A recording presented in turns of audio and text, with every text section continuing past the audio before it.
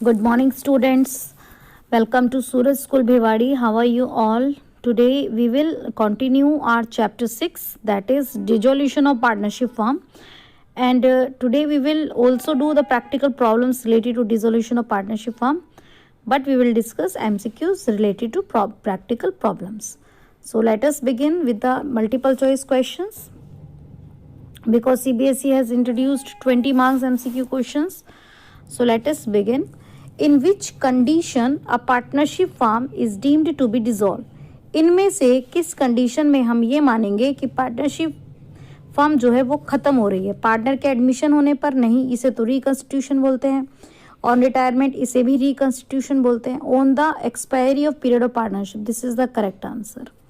और लॉस होने पर भी फर्म चलती रहती है. ठीक है, तो हम इसमें से ये देखेंगे कौन सा ऑप्शन हमारे लिए बेटर है. So option C is correct.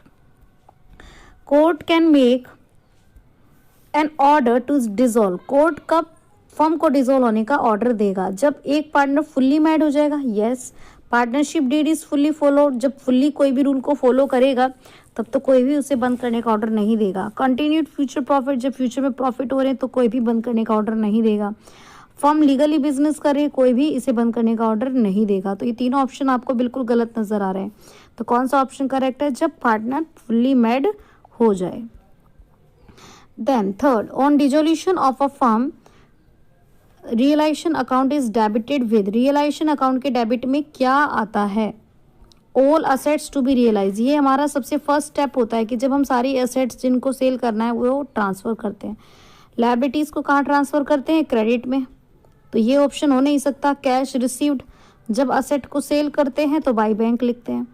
और जब कोई असेट पार्टनर ले जाता है तो हम यहाँ पे बाई पार्टनर लिखते हैं.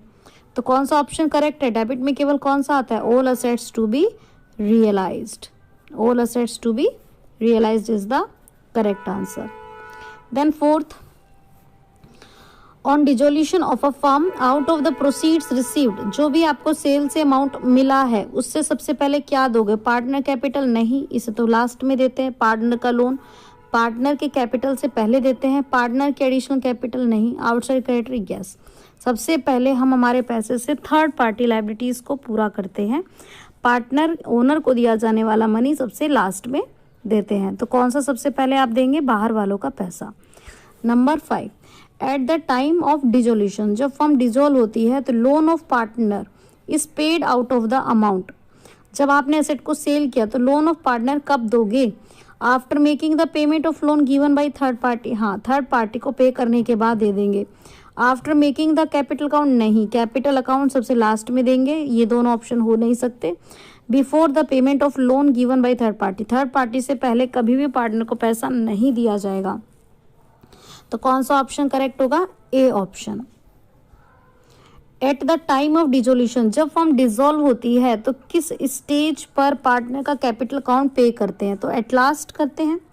तो after making the payment of third party, third party के बाद नहीं, थर्ड पार्टी के बाद तो पार्टनर का लोन देंगे. Before making the payment of partner in respect of loan नहीं, पार्टनर के लोन से पहले भी पार्टनर कैपिटल को नहीं देंगे. After making the payment to third party and loan, हाँ ये सही है. थर्ड पार्टी को और पार्टनर के लोन देने के बाद हम उसे दे देंगे. तो कौन सा ऑप्शन करेक्ट है? सी ऑप्शन करेक्ट है. पार्टनर का कैपिटल कब हम पे करेंगे? पार्टनर का थर्ड पार्टी लायबिलिटी के बाद और पार्टनर के लोन के बाद.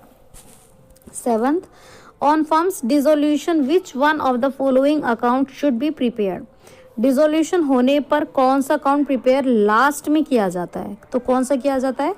कैश अकाउंट किया जाता है. 4 अकाउंट होते हैं तो सबसे पहले हमारा कौन सा अकाउंट हम प्रिपेयर करते हैं? सबसे पहले हम करते हैं रियलाइजेशन, फिर करते हैं पार्टनर का लोन, फिर करते हैं पार्टनर का कैपिटल और फिर करते हैं cash account. Then number 8, in the event of dissolution of the firm, जब फर्म डिसॉल्व होती है तो प्रोविजन फॉर डाउटफुल डेट्स कहाँ ट्रांसफर किए जाते हैं? तो कहाँ किए जाते हैं? रियलाइजेशन अकाउंट में किए जाते हैं. जब फर्म डिसॉल्व होती है, if a partner undertake to make the payment of liability of the firm, अगर कोई पार्टनर लायबिलिटी को पे करने के लिए रेडी हो जाए तो क्या एंट्री बनेगी? तो अगर आप लायबिलिटी को पे करोगे तो आप बनाओगे entry realisation account debit to partner, क्योंकि पार्टनर की तरफ हमारी लायबिलिटी क्रिएट हो गई. तो कौन सा अकाउंट डेबिट करेंगे? रियलाइजेशन अकाउंट डेबिट करेंगे.